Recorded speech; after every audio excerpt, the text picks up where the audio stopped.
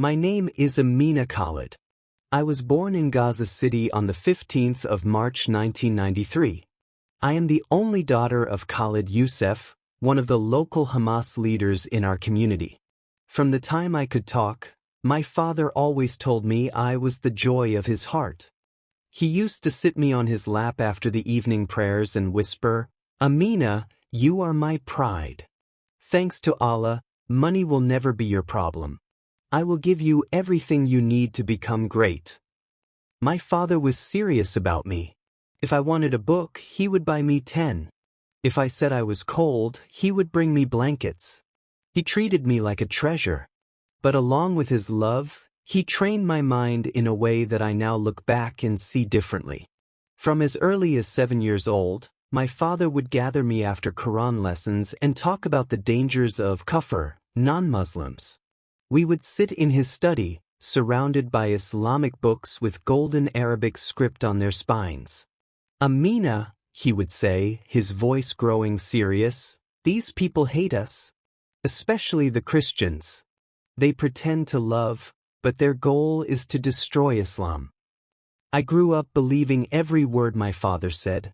He would tell me stories about the Crusades, about how Christians had invaded Muslim lands centuries ago. "They never stopped fighting us," he would explain, pointing to maps on the wall. "Now they do it with their missionaries, their aid organizations, their schools. They want to steal Muslim children's hearts." I would nod solemnly, feeling important that my father trusted me with such serious knowledge. By the time I was 12, I was already acting out what he had planted in me.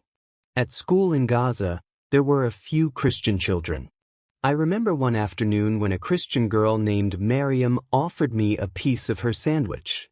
Instead of thanking her, I pushed her hand away and said, "I don't eat from your cursed hands." The other Muslim children laughed, but Miriam just quietly put her sandwich back in her bag. She looked at me with such confusion and hurt that even then, something in my chest felt uncomfortable. But I pushed that feeling away and felt proud instead. The next day, Miriam wasn't at school. When she returned a week later, she never tried to talk to me again. I told myself this was good. I had protected myself from her influence. But sometimes, when I caught her looking at me from across the classroom, I felt that strange, uncomfortable feeling again. In secondary school, I excelled in all my subjects, especially sciences. My biology teacher, she encouraged me to think about medicine, but I was more interested in Islamic studies at the time. My father's influence was still strong. Years passed, and I finished my first degree in Islamic law at the Islamic University of Gaza in 2015. But my heart wanted more. Late at night, I would lie on my bed and stare at the ceiling, feeling restless. I had been reading medical journals online, fascinated by complex surgeries and breakthrough treatments.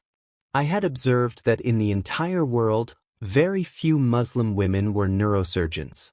With the realization made my mind restless, feeling like that's where I can find fulfilled.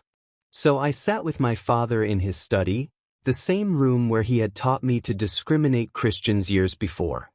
"Baba, I want to study neurosurgery. I want to show the world that Muslims can lead in medicine too."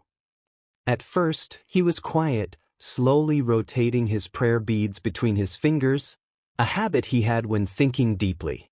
The silence stretched for some minutes. Finally, he looked up at me. "Why neurosurgery?" I had prepared for this question. Because it is rare. Because few Muslims go there. Because when people see a Muslim woman saving lives by operating on the brain, the most complex part of Allah's creation, they will see the excellence of our faith. I paused, then added, "I want Islam to be seen in the spotlight through me, Baba." His eyes lit up like they did when I was younger and had memorized a difficult Quranic verse. He stood up and placed his hand on my shoulder, his grip firm and warm. "Then go, my daughter. Do anything that will make Islam great." He told me to apply to America, because according to him, America has the best brain hospitals, and their greatest neurosurgeon was Dr. Ben Carson. If you must learn from the cover to beat them at their own game, then so be it. The process of applying to American universities was easy because I had the requirements. In 2016, I got admission into Johns Hopkins University in Baltimore, Maryland. The acceptance email arrived on a Thursday morning while I was having breakfast with my parents. When I read it aloud, my mother started staring at me with love, and my father immediately called his brother to share the news. "My daughter will study at the same place as Dr. Ben Carson," he announced proudly into the phone. "That is the same place where Dr. Ben Carson practiced." The day I arrived at Johns Hopkins, I stood in the main lobby, looking up at the portraits of famous doctors who had worked there. Dr. Carson's photograph hung prominently among them. While studying, I picked up interest in his life. I read his books, his research papers, and his interviews. One evening, while studying in the medical library, I came across a video interview with Dr. Carson from 1987. He was discussing a particularly challenging separation surgery of conjoined twins. There was one thing that stood out to me: he always gave glory to Jesus. In one of his speeches, he said, "Every operation I did successfully was because Jesus guided my hands." In another interview, he said, "Without faith in Christ, I would never have overcome the poverty of my childhood." In his autobiography Gifted Hands, he wrote, "God is the ultimate neurosurgeon. I only follow his wisdom." This shocked me. How could a man of science keep giving credit to Jesus? I had been raised to believe that Christianity was backwards, anti-intellectual. Yet here was one of the world's most renowned neurosurgeons speaking about Jesus with the same reverence my father spoke about Allah. Curiosity grew inside me like a seed planted in fertile soil. I wanted to know what he knew. My first semester was challenging in ways I hadn't expected. The coursework was demanding, but it wasn't just the academics. Being away from Gaza, from my family's constant presence, felt like stepping into a completely different world. For the first time in my life, I was surrounded by Christians, Jews, Hindus, atheists, all the people my father had warned me about. But they weren't monsters. They were just people. Students like me, worried about exams and missing home. There was Sarah, my lab partner, who always shared her notes when I missed something during lectures. There was David, a Jewish student who helped me understand American culture and always invited me to study groups. There was Professor Martinez, a Catholic who taught with such passion about the human brain that I forgot he was supposed to be my enemy. I secretly went to a bookstore in Baltimore and bought a Bible. The Barnes & Noble was huge, unlike any bookstore I'd ever seen in Gaza. At home, I could never do such a thing. My father always checked my phone, my laptop, everything. He would flip through my textbooks looking for anything suspicious. But here in America, I had space. I started reading the Gospel of John late at night, hiding the Bible under my pillow during the day. At first, I was just curious, approaching it like a research project. But the words were different than I expected. They spoke of love, not hatred. Of forgiveness, not revenge. One night in November, after reading about Jesus healing the blind man, I felt something I had never experienced before. It was past midnight, snow was falling outside my dorm window, and the campus was completely quiet. I whispered a prayer, not in Arabic as I had done all my life, but in English. "Jesus, if you are real, show me." That very night, something happened. I saw a bright light in my sleep, but it wasn't like any dream I'd ever had. It felt more real than reality itself. I saw Jesus. His face shone like the sun, but I could look at him without my eyes hurting. "Amina, I love you." His voice brought peace on my being. The presence I felt was so strong that I couldn't deny it. My entire room seemed to be filled with peace and love, emotions I realized I had been desperately hungry for without knowing it. From then on, I secretly bought another phone, a simple flip phone that I paid for with cash. I used it to join online Bible studies and prayer meetings. I would sit in my car in empty parking lots, listening to Christian pastors explain verses that made my heart race with recognition. The fear of being discovered was constant, but the hunger for truth was stronger. In the spring of 2018, through one of those online Bible studies, I learned about a small Christian gathering that met in the basement of a community center in Baltimore. Pastor Michael, a soft-spoken man in his 50s, welcomed me like I was family. The group was small, maybe 15 people, and they all knew I was from a Muslim background, but no one pressed me or made me feel uncomfortable. They simply loved me. After months of attending secretly, I made the decision. I went to a small Christian gathering in Baltimore, and I was baptized in a portable baptizer they had set up. For the next year, I lived a double life. At school, I excelled in my studies, spending long hours in the anatomy lab learning every detail of the human brain. My professors praised my dedication and skill.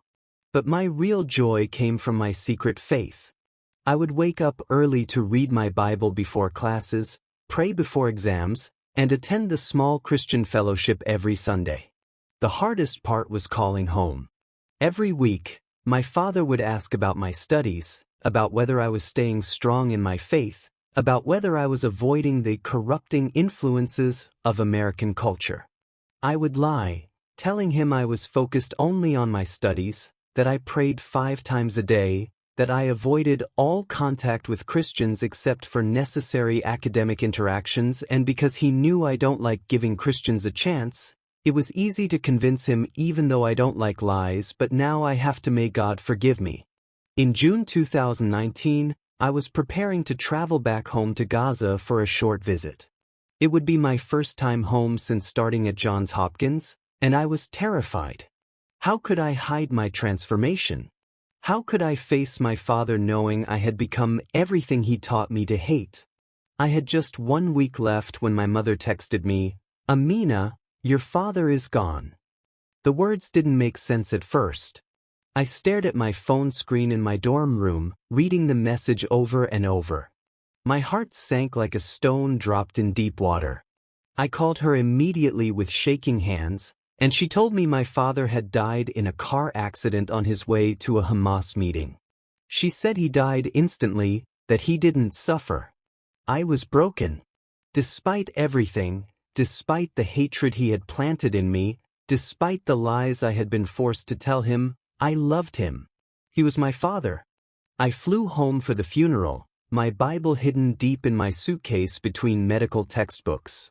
The house was filled with mourners, Hamas officials, and relatives I hadn't seen in years.